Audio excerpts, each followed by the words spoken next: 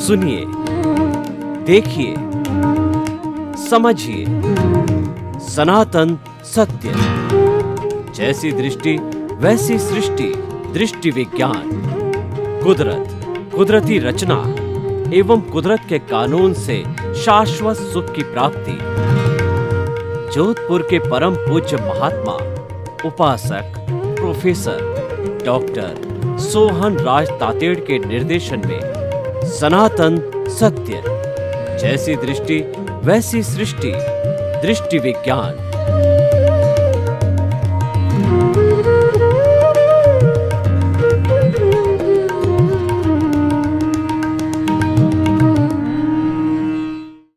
भाई और बहनों, मातृशक्ति को नमन।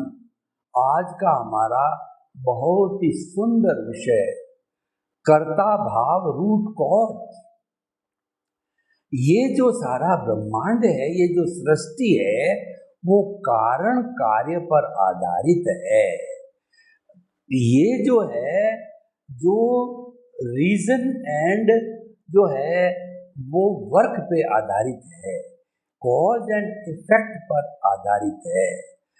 किसी भी कार्य के लिए कॉज का होना जरूरी है और उस कॉज की निष्पत्ति है, वह कहलाती है कार्य। जैसे कि हमारा सूक्ष्म शरीर है, अज्ञान है, कार्बन शरीर है, लिंग शरीर है, कॉजल बॉडी है। ये जब तक रहेगा तब तक ये स्थूल बॉडी जो है वो मनुष्य को या किसी भी जीवित प्राणी को मिलती रहेगी। उसको हम जड़ और चेतन का संयोग कहते हैं, मिश्रण कहते हैं, क्योंकि इसके बीच के अंदर फेविकोल है, वो अज्ञान रूप में है। मैं आपको एक उदाहरण देना चाहता हूँ। एक तरफ हमने अच्छी लकड़ी को फिनिश करके तैयार किया, उसका हम फर्नीचर बनाना चाहते हैं। उस पर दूसरी तरफ हमारे पास में हमारी चॉइस की सनमाइका उपलब्ध है, लेकिन दोनों को जोड़े कैसे? उसको जोड़ने के लिए हाईली एडेसिव फेविकोल को हमने लकड़ी पर लगाया और उसके ऊपर सनमाइका को दबा के रखा कुछ समय के लिए टेप के द्वारा, तो वह जो है चिपक जाती है और कई वर्षों तक जो है वह चिपकी हुई रहती है। ठीक इसी तरह से हमारा कार्बन शरीर, अति सूक्ष्म शरीर, चतुस्पर्शी पुद्गलों का ये अज्ञान रूपी शरीर जो है आत्मा के साथ में जन्म जन्मांतर से चिपका हुआ है। तो कारण है कॉजल बॉडी, और जो है वो हमारा रूट कॉज यही है। यही संसार में भ्रमण करवाता है। किसी भी पौधे की अगर जड़ डेवलप नहीं है, जड़ मजबूत नहीं है, तो वो पौधा बड़ा नहीं हो सकता, उस पर पत्ते फूल फल नहीं आ सकते। जड़ का मजबूत होना जरूरी है। और विद्वान लोग कहते हैं कि जड़ का सिंचन करो, पत्तों के सिंचन से लाभ नहीं होगा, क्योंकि जो खुराक मिलती है वो जड़ के द्वारा मिलती है, खुराक मिलती है वो कॉज के द्वारा मिलती है। तो कुछ गेहूं के दाने हैं, वो गेहूं के दानों को जब हम जो है फार्मिंग करके उगाते हैं तो गेहूं की जो है वो फसल तैयार होती है। लेकिन उन गेहूं के दानों को भूंज दिया जाए, बर्न्ट कर दिया जाए, तवे पर उसको जो भूना जाए तो उसके अंदर जीव तत्व मर जाता है। तो जीव तत्व के मरने के बाद के अंदर वो जड़ बन जाता है, पुद्गल बन जाता है। तो उसके अंदर जो वो कहना चाहिए कि उदय प्रारब्ध होना क्या हो या चाहे अंकुरण होना का हो, वो होना संभव नहीं है, क्योंकि कॉज समाप्त हो गया। तो हमारे जीवन का लक्ष्य क्या है? हमारे जीवन का लक्ष्य है शाश्वत सुख को प्राप्त करना। शाश्वत सुख हम आपको अभी के अभी हाथ पे रख करके नहीं दे सकते, लेकिन शाश्वत सुख की आपकी नींव लगा सकते हैं। उस नींव लगाने के लिए हमने आर्ट ऑफ द विजन ये कार्यक्रम प्रारंभ किया है, जो कि सनातन सत्य पर आधारित है। सनातन सत्य जो है वह सिद्धांत पर कार्य करता है। कुदरत, कुदरती कानून और कुदरती रचना पर आधारित होता है, और उससे हमारा जो कहना चाहिए इफेक्ट बनना है, उससे हमको जो प्राप्ति होनी है वो है शाश्वत सुख की प्राप्ति। यानी कि शाश्वत सुख की नींव लगाने के लिए आपको जो है सम्यक ज्ञान, सम्यक दर्शन प्राप्त करना पड़ेगा। आपको चेतन तत्व के पाले में जाना पड़ेगा, क्योंकि सम्यक ज्ञान, सम्यक दर्शन केवल चेतन तत्व के पास ही है। इस दुनिया में दो तत्व है, एक चेतन तत्व है, अचेतन तत्व है। अचेतन तत्व है वो साधन है, चेतन तत्व साध्य है। चेतन तत्व सुख दुख की अनुभूति करता है, संवेदना करता है, प्रजनन करता है, ग्रोथ होती है, फीलिंग होती है। लेकिन जड़ में ये नहीं होता है।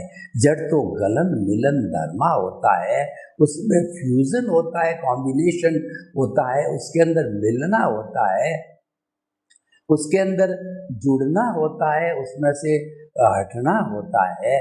उसको हम पर्याय कहते हैं।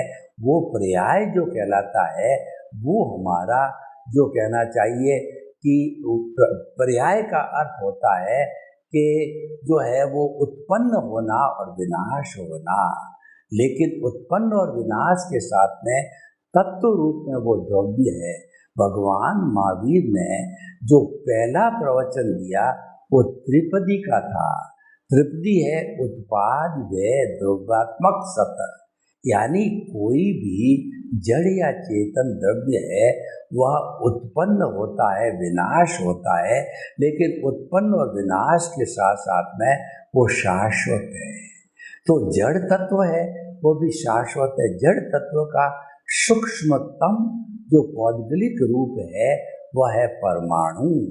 भगवान महावीर के प्रवचन के अनुसार परमाणु जो है जड़ का सूक्ष्मतम पार्टिकल है, जो और टुकड़े नहीं किए जा सकते, और वह किसी को रोकता नहीं, किसी से रुकता नहीं। वो इनडिस्ट्रिक्टिबल है, वो इनडिविजिबल है, और वही शाश्वत है। यानी जड़ तत्व शाश्वत है और चेतन तो शाश्वत है ही है। और चेतन में जो हम बात कर रहे थे आज के विषय के अनुरूप कि हमारा कर्ता भाव है वह रूट कॉज है। यानी कि ये कुदरत कहती है कि समस्त 84 लाख जीवा योनि बर्थ प्लेसेस के असंख्य अनंत प्राणियों का भरण पोषण करने वाली मैं हूँ।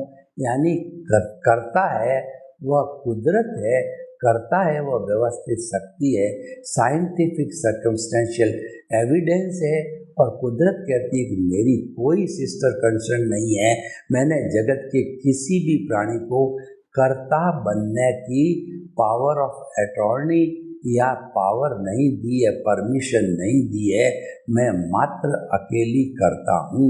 लेकिन व्यक्ति अज्ञान के वशीभूत अपने आप को कर्ता मान लेता है। कर्ता मानने का अर्थ हो गया मिथ्या ज्ञान, मिथ्या दर्शन और मोहनीय कर्म। मिथ्या ज्ञान क्या है? यह शरीर मेरा है। इस शरीर से जुड़े हुए रिश्ते, नाते, पद, प्रतिष्ठा, साधन, संबंध, सत्ता, संपत्ति सब मेरे हैं। ये कर्ता भाव है, ये ऑनरशिप है, डूअरशिप है। इससे ब्लेम और क्लेम पैदा होता है, भय और भीख पैदा होती है।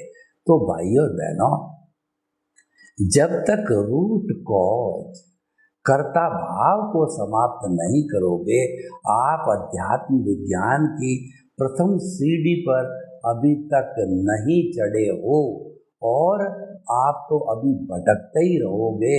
आपका कोई भी तरह का जो है उत्थान नहीं हुआ है। सम्यक दर्शन जो है वो मोक्ष की, शाश्वत सुख की प्रथम सीढ़ी है। उस सीढ़ी को प्राप्त करने के लिए हमें सम्यक ज्ञान, सम्यक दर्शन प्राप्त करना पड़ेगा। मिथ्या ज्ञान की हमने परिभाषा की। और मिथ्या दर्शन क्या है? इस शरीर का संचालक मैं हूँ, इस शरीर में जितना भुगतान होता है वो भुगतान करने वाला मैं हूँ, ऐसा हम चिंतन करते हैं तो वो मिथ्या दर्शन होता है। जबकि जो है समस्त सृष्टि का जो कर्ता है वो हमारी कुदरत है। तो भाई और बहनों, हमें जो है इस कर्ता भाव को तिरोहित करना पड़ेगा।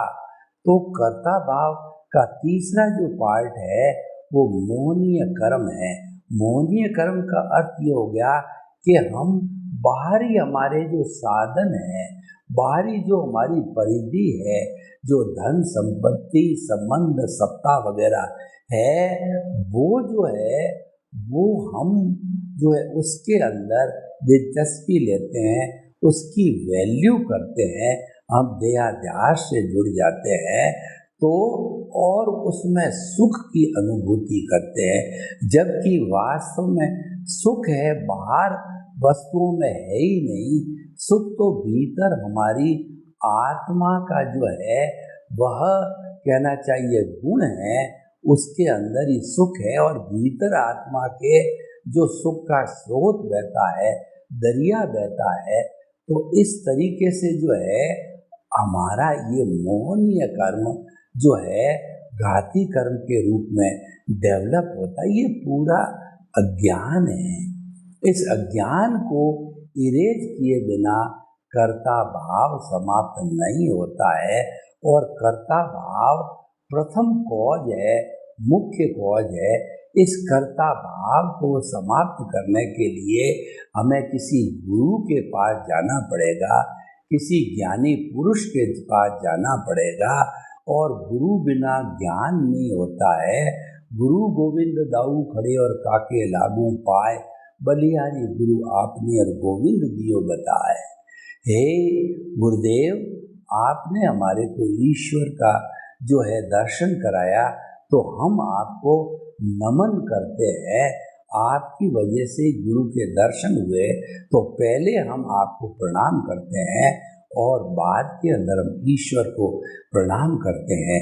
तो ऐसा गुरु हमको मिले तभी हमारा कर्ता भाव समाप्त होता है और एनलाइटनमेंट हमको मिलता है, हमको दिव्य दृष्टि मिलती है, हमारा कुंडलिनी जागरण होता है, हम प्रज्ञा चक्षु बनते हैं, हम स्थित प्रज्ञ बनते हैं, हमारी इंट्यूशनल पावर डेवलप होती है। लेकिन ये कब मिलेगा? जब हमारा पुण्योदय होगा, भाग्योदय होगा, तब हमको मिलेगा। स्वामी विवेकानंद है पिछले जन्म से एनलाइटनमेंट अपने साथ लेकर के आए थे। मात्र जो है काल की संपन्नता का समय था, तो वो ढूंढते रहे बचपन से। उनका जीवन मात्र 39 वर्ष का ही था। ढूंढते रहे, उनको कोई भी सदगुरु या जो ज्ञानी पुरुष नहीं मिला। लेकिन जब वो ढूंढते ढूंढते जो है कन्याकुमारी के मठ पर पहुँचे, तो वहाँ पर रामकृष्ण परमहंस जो है वो उनको गुरु के रूप में मिले। तो जो ये जो नरेंद्रनाथ नाम से थे, तो उन्होंने प्रथम दृष्टवा गुरु को शिष्य मिल गया, शिष्य को गुरु मिल गया। और स्वामी रामकृष्ण परमहंस ने कहा नरेंद्रनाथ को, तुम्हारे घर की आर्थिक स्थिति कमजोर है, मैं काली का उपासक हूँ, भीतर मंदिर में जाकर के तुम काली से प्रार्थना करो कि आपको धन दौलत ऐश्वर्य मिले। और ये बात उन्होंने 2-3 बार कही, लेकिन जब भीतर गए नरेंद्रनाथ, तो उन्होंने जो है देवी की छटा देखी, तो वो धन दौलत को तो भूल गए। उन्होंने कह दिया कि उस छटा को देख करके, उस प्रकाश को देख करके, उस ज्ञान स्वरूप को देख करके, hey goddess give me enlightenment, give me enlightenment, give me enlightenment. तो देवी ने कहा तथास्तु। तब उनको दिव्य ज्ञान मिला, तब उनका कुंडलिनी जागरण हुआ तब वो स्थित प्रज्ञ बने, उनका तीसरा नेत्र खुल गया तो और उनका कर्ता भाव समाप्त हो गया। जब हमको गुरु मिलता है, हमारा पुण्योदय भाग्योदय, गुरु का पुण्योदय, गुरु का भाग्योदय, हम उसके लिए निमित्त बनते हैं, वो हमारे लिए निमित्त बनता है और वर्तमान के संजोग काम करते हैं, कुदरत काम करती है, क्योंकि कुदरत ही संजोग जुटाती है। तो हमको सद्गुरु या हमको ज्ञानी पुरुष, हमारा अनंतानुबंधी कषाय है, वो जहर है, उसको भस्मीभूत कर देते हैं। उस जहर की थैली को निकाल करके बाहर फेंक देते हैं, यानी वो हमारा कर्ता भाव भस्मीभूत कर देते हैं। हमारे से वो पहले एग्रीमेंट कराते हैं कि द्रव्य कर्म, भाव कर्म, नौ कर्म, मन वचन काया तथा मेरे नाम की सर्व माया आप प्रकट ज्ञानी पुरुष के सुचरणों में समर्पित करता हूँ। जब आपका MOU हो जाता है, एग्रीमेंट हो जाता है, तब आपको एनलाइटनमेंट मिलता है। तब आपकी आत्मा, जो हमारी शुद्ध स्वरूप की आत्मा है, मुक्त आत्मा है, परमात्मा यदि हम बने नहीं हैं, हमारा लक्ष्य परमात्मा का, वो लक्ष्य ही शाश्वत सुख की प्राप्ति, ब्लिस की प्राप्ति का है, तो उसके से भाव सत्ता निकलती है और वो भाव सत्ता प्रज्ञा के रूप में होती है। वह प्रज्ञा जागृत हो जाती है तो हमारे अकर्ता भाव, निमित्त भाव में हमको रखनी है। मैं आपको उदाहरण देना चाहता हूँ। आप कभी बिजली के पावर हाउस पे गए हो, 11 kVA 33 kVA के पावर हाउस पर गए हो, तो वहाँ के पोल पर जो है एक बड़ा बोर्ड लगा हुआ होता है, जिस पर रेड से जो है क्रॉस किया जाता है और उस पर एक खोपड़ी लगा के और एक जो है वो कहना चाहिए हड्डी को खड़ी करके डेंजर लिखा जाता है, यानी कि वो इस बात का सूचक है इसके ऊपर 33 kVA 11 kVA की लाइन चल रही है और प्रमाण से गलती से आपने उसको पकड़ लिया तो आपके चिथड़े उड़ जाएंगे, आप भस्मीभूत हो जाओगे। तो इसीलिए आपको गुरु जो है उस कर्ता भाव को गहरी खाई में डाल करके परमानेंट लॉक कर देता है। तो कर्ता भाव के जाते ही आपकी प्रज्ञा जो जागृत होती है वह मोक्ष की प्रतिनिधि है और वो तब तक आपके साथ रहेगी जब तक कि आपकी आत्मा सिद्ध, बुद्ध और मुक्त नहीं बन जाती है।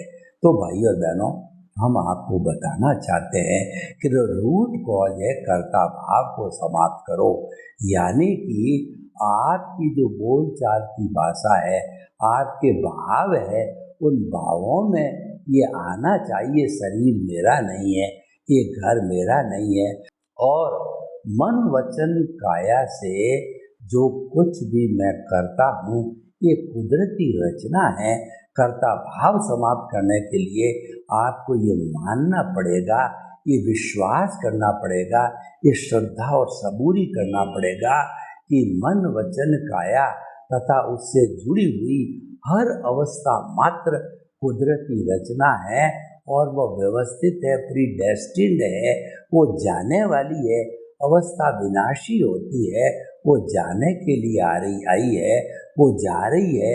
आपका सुख जा रहा है, आपका दुख जा रहा है और जो है आपका जीवन जा रहा है, आपका आयुष्य समाप्त हो रहा है, वो जाने के लिए आई है।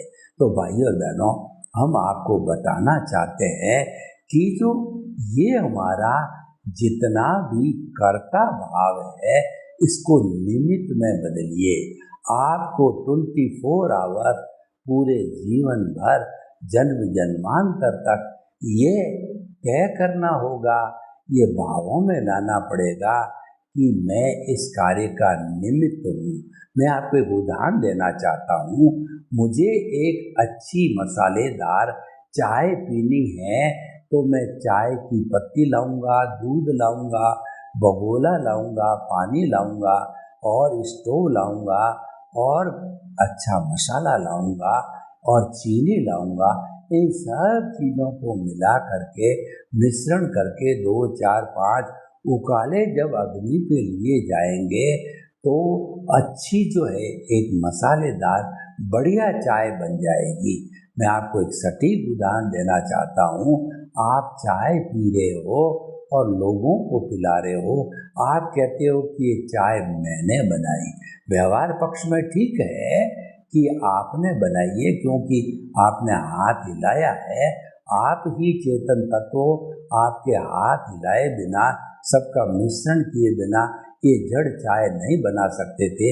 लेकिन आप उसमें से एक निमित्त हो, उसमें से 10 निमित्त मिले थे। दूध है, पानी है, मिश्री है, यानी जो चीनी है, पत्ती है इत्यादि, वो समस्त जो है वो उसके कहना चाहिए कि वो उसके जो अंग थे, तो आप उसके निमित्त बने थे। आप अपने आप को हर वस्तु में, हर कार्य में निमित्त समझे। व्यवहार दृष्टि से तो कहना ही पड़ता है। जैसे आपने मकान बनाया तो आप कहोगे ये मेरा मकान है और ये मकान मैंने बनाया। यहाँ तक तो ठीक है, ये हमारा व्यवहार पक्ष है।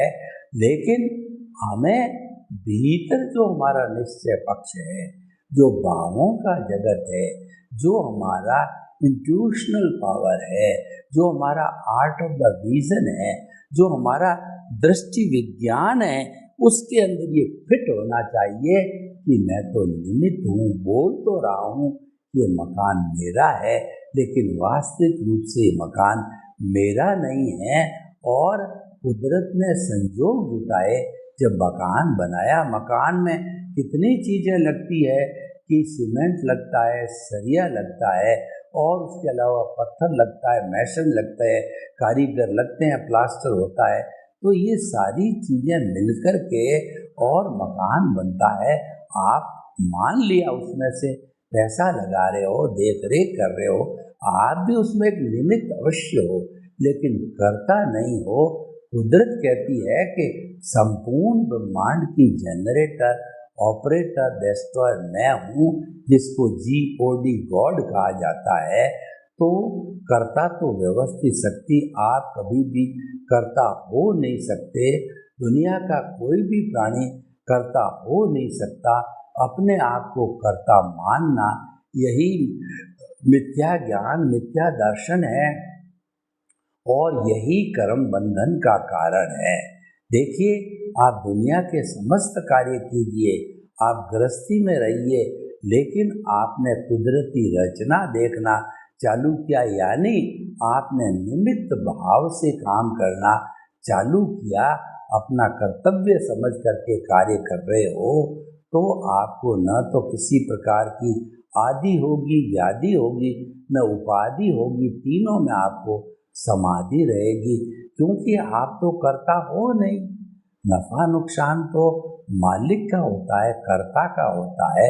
आप तो नौकर हो, आप तो इस कुदरत के सफरर, यूजर और गेस्ट हो, आप तो ऑब्जर्वर हो।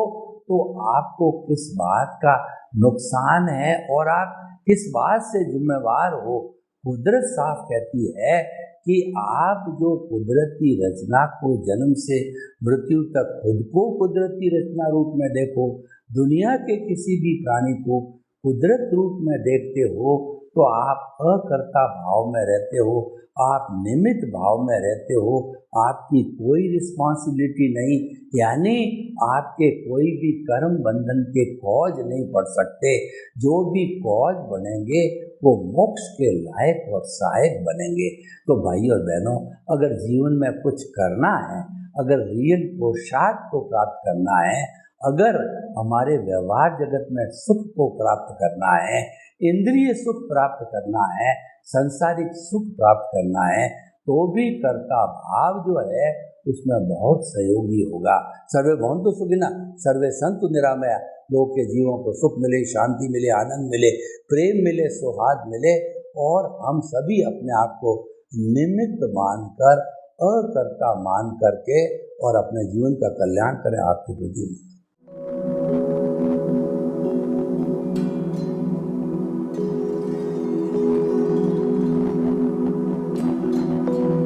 एक ऐसा अंतर्राष्ट्रीय ख्याति प्राप्त मानव जो गुरु प्रेरणा से पिछले 20 वर्षों से वानप्रस्थ जीवन जीते हुए 24 घंटे मानवता की सेवा में संलग्न है। एक ऐसा मानव जो अभी राष्ट्रीय, अंतर्राष्ट्रीय टीवी चैनलों पर 7,500 एपिसोड के माध्यम से सनातन सत्य, आत्मविज्ञान एवं पुनरुत्थान, व्यवहार एवं निश्चय जगत के जीवनोपयोगी विषयों पर हृदय स्पर्शी प्रवचन कर चुका है। उस मानव का नाम है महात्मा उपासक प्रोफेसर डॉक्टर सोहन राज तातेड़। प्रोफेसर तातेड़ द्वारा योग, दर्शन, शिक्षा विषयों पर रचित पीएचडी स्तर के 250 शोध ग्रंथ भारत के 100 प्रतिष्ठित विश्वविद्यालयों में शोधार्थी पढ़ रहे हैं तथा वे सभी शोध ग्रंथ वहां की सेंट्रल लाइब्रेरियों में उपलब्ध हैं। महात्मा सोहन राज ने अभी तक हजारों स्कूलों, कॉलेजों, विश्वविद्यालयों एवं संस्थाओं में सेमिनार, वर्कशॉप, कैंप लगाकर लाखों विद्यार्थियों को योग, दर्शन, शिक्षा का प्रशिक्षण देकर उन्हें सुसंस्कारित किया। डॉक्टर तातेड़ ने भारतीय संस्कृति उत्थान के 4000 से अधिक समसामयिक विषयों पर आर्टिकल लिखकर ऑनलाइन जर्नल, पत्रिकाओं, वेबसाइट्स पर प्रकाशित किया, जिसका उपयोग लाखों पाठक कर रहे हैं। उपासक तातेड़ के 5000 से अधिक आज का सुविचार, आज का शुभ संदेश, आज का मंगल भावना योग आदि चिंतन websites, Twitter, blogger, Facebook, YouTube माध्यमों से लाखों लोग अपना जीवन निर्माण कर रहे हैं। मानवता के मसीहा ऐसे महामानव महात्मा सोहन राज तातेड़ के प्रोफाइल को अभी तक विश्व के 20 लाख दर्शक यूट्यूब पर, 12 लाख गूगल पर एवं लाखों दर्शक फेसबुक, ब्लॉगर, ट्विटर और इंस्टाग्राम पर देख चुके हैं।